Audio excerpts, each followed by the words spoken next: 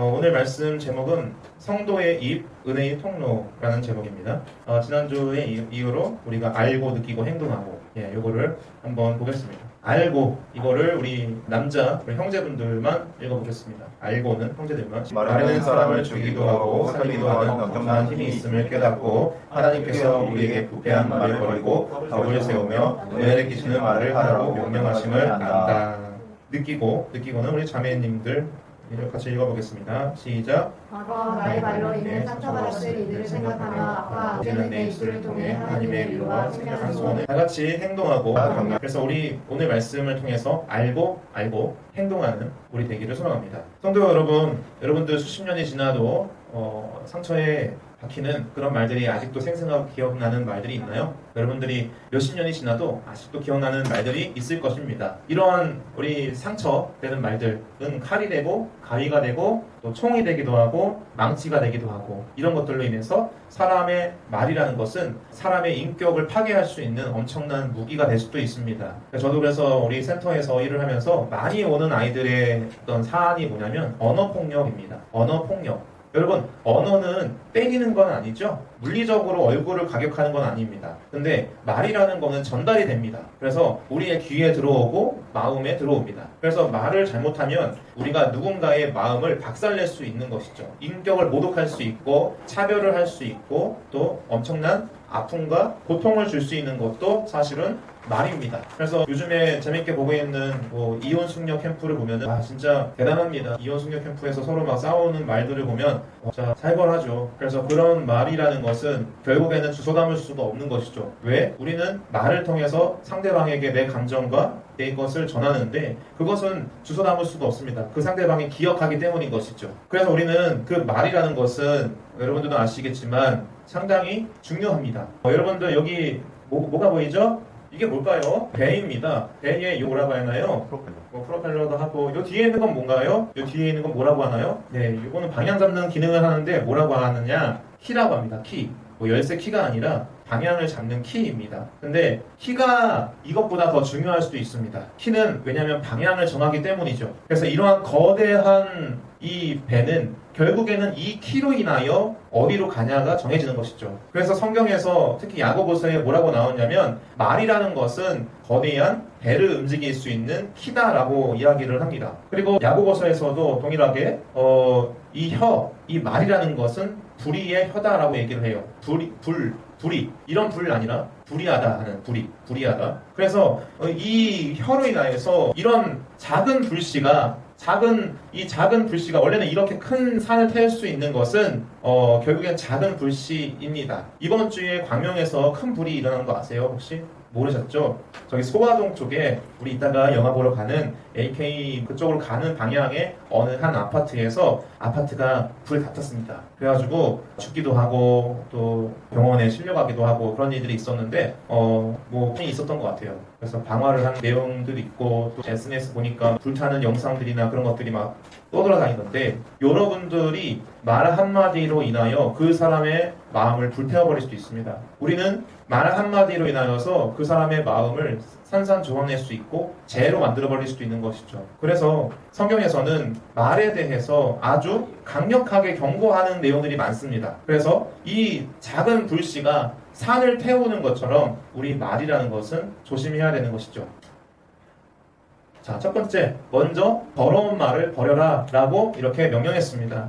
더러운 말을 버려라. 그래서 험담하는 거, 그리고 약 들추는 비아냥하는 거, 그리고 냉소적인 말들, 또 끊임없이 불평과 불만, 원망, 그리고 우리의 영혼을 썩게 만드는 그런 더러운 말들, 이런 것들로 인해서 우리는 사람을 아프게 할 수도 있고 영혼을 죽일 수도 있고요, 교회를 박살낼 수도 있습니다. 그래서 우리는 이 말이라는 거에 대해서 함부로 말한다고 해서 되는 것이 아니죠. 근데 문제는 뭐냐면 어렸을 때부터 가정 환경 속에서 말에 대해서 제대로 배우지 못하게 된다면 필터가 없게 됩니다. 필터. 여러분 아시죠? 정수기에 걸러지는 그런 필터들. 근데 마음이라는 것은 원래 깨끗합니까? 더럽습니까? 원래 더러워요. 여러분. 그거 이상한 것이 아닙니다. 원래 태어날 때부터 더럽습니다. 마음이라는 것은. 근데 필터가 없으면 그냥 내 필터를 거치지 않고 그냥 나가는 것이죠. 이 말이 상대방에게 얼마나 고통을 주는지.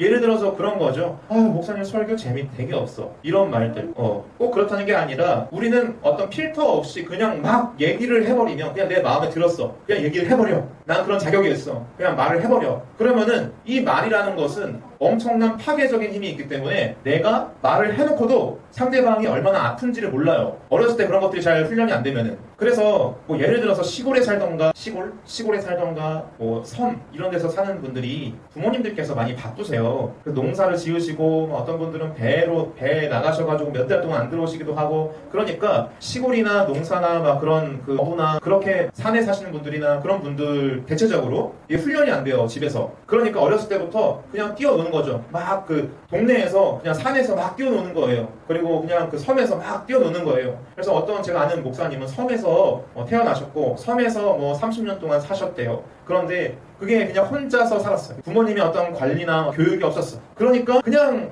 막 말하는 거예요. 막 말하는 거죠. 생각이 드는 대로. 그러다 보니까 이게 상대방들에게 주변 사람들에게 상처와 아픔들을 주는 경우들이 많다라는 거예요. 시골이라서 꼭 그럴까요? 그런 건 아닙니다. 부모님이 교육을 어느 정도 하느냐 그리고 교회에서도 그런 교육을 받고 있느냐. 근데 그래서 우리 사도 바울은 우리에게 말하는 거예요. 먼저 얘기하는 것은 더러운 말을 버려라라는 거예요. 더러운 말을 여러분들이 습관적으로 말했던 말을 버려라라는 거예요. 왜? 그런 말을 자주 했으니까. 그리고 우리 마음 생각 속에서 그런 것들을 많이 했으니까 그런 것들을 버려라. 그래서 잠언 말씀에서도 아까 읽었지만 칼로 찌르는 것 같이 함부로 말하는 거 그런 걸 버려라 하는 거예요. 칼로 찌르는 것처럼 송곳처럼 팍 그 마음팍에 박아버리는 그런 말들 습관적으로 상대방에게 상처 주는 말들 그런 것들을 버려라. 그런 습관을 버려라. 그래서 예수님도 이런 마음에 가득한 것을 입으로 말한다라고 얘기했어요. 그래서 여러분들이 말을 함부로 하는 것은 왜 그러느냐? 이미 마음속에 상처로 인하여서 불평과 미움이 가득한 거예요.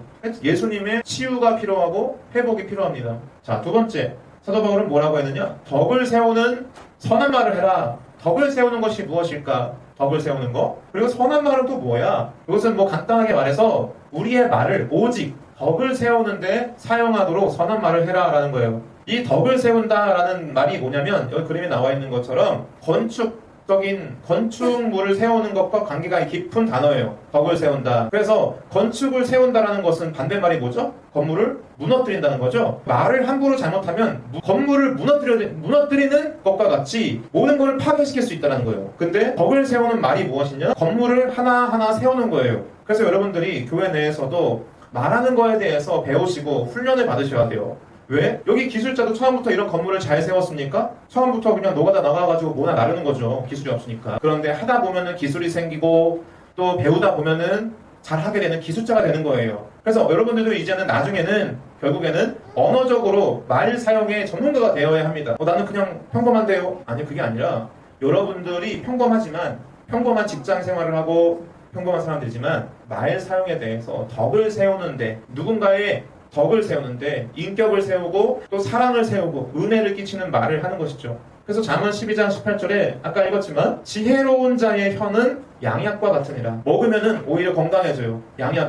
약은 먹으면 건강해지는 것이죠. 그래서 누군가의 지혜로운 사람이 있으면 그 사람의 말로 인하여서 누군가에게 보탬이 되는 것이에요. 누군가의 보탬이 되는 말들. 그래서 예를 들어서 문태희 목사님 오늘 뭐 비빔면 또 해? 이런 말들. 만두? 아유 뭐 진짜 아니 지겹지도 않아? 그런 말들. 그리고 뭐 예를 들어서 복숭아 지난주에 유리자매님께서 가지고 오셨는데 복숭아 떨다 이런 말들 맛있다고 말하면 되는데 꼭 굳이 그런 말을 해요. 그래서 우리는 지혜로운 자의 모습으로 살아가다 보면 누군가의 마음을 치유하는 일들이 일어납니다. 그런데 그 반대로 무엇이죠? 지혜로운 자가 아니면 누군가의 마음을 파괴시키고 아프게 하고 공격하는 거예요. 그래서 지혜가 필요해요. 여러분 지혜의 왕이 누구신가요? 예수님. 예수 그리스도가 여러분들이 계시기 때문에 여러분들의 혀를 통하여 예수님께서 말씀하시기를 여러분들이 소망해야 된다는 것입니다. 그래서 우리의 혀가 칼이 아니라 이제는 상처를 치유하는 약이 될 수 있도록 예수님의 혀로 예수님의 입술로 사용될 수 있도록 여러분들이 쓰임받기 원한다고 예수의 입술, 예수의 혀로 사용될 수 있도록 기도해야 되는 것이죠. 자, 세 번째. 궁극적으로 그래서 듣는 사람들로 하여금 뭘 해야 되느냐? 은혜를 끼쳐라 라는 거예요. 은혜를 끼쳐라. 은혜는 무엇인가요? 은혜. 자격 없는 자에게 주시는 하나님의 과분한 선물입니다. 뭐라고요? 자격이 있어요? 없어요? 자격 없어요. 자, 여러분들 여기 예수님의 식탁에 여러분들이 앉아 있어요. 여러분들 원래 자격 있어요? 자격 없어요. 여기 앉을 자격이 없다고요. 여러분들 자격 없는 자가 예수님이 여러분들을 불러주심으로 말미암아 이 식탁의 자리에 앉게 되신 거예요.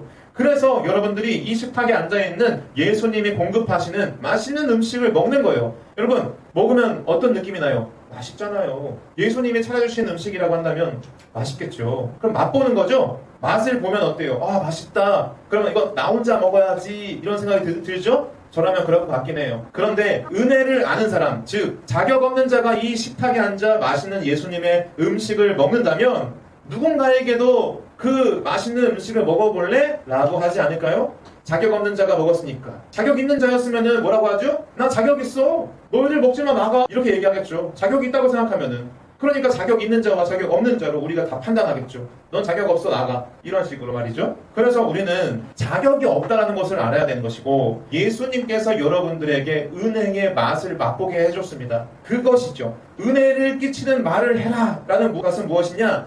이 은혜로운 맛있는 예수님의 사랑과 은혜를 저 사람도 느낄 수 있도록 그 맛을 알려주는 거예요. 은혜의 맛을 알려주는 것이죠. 그래서 은혜의 맛을 알려주면 저 사람도 와, 예수님의 사랑의 맛, 은혜의 맛이 정말로 최고야 이러면서 느낄 수 있도록 은혜를 끼칠 수 있는 말을 하라는 거예요. 그래서 은혜를 끼치는 말은 무엇이냐? 이거죠. 내 말로 인하여 저 사람이 이런 생각이 들 수 있도록 내가 말을 하는 거예요. 무슨 생각이냐?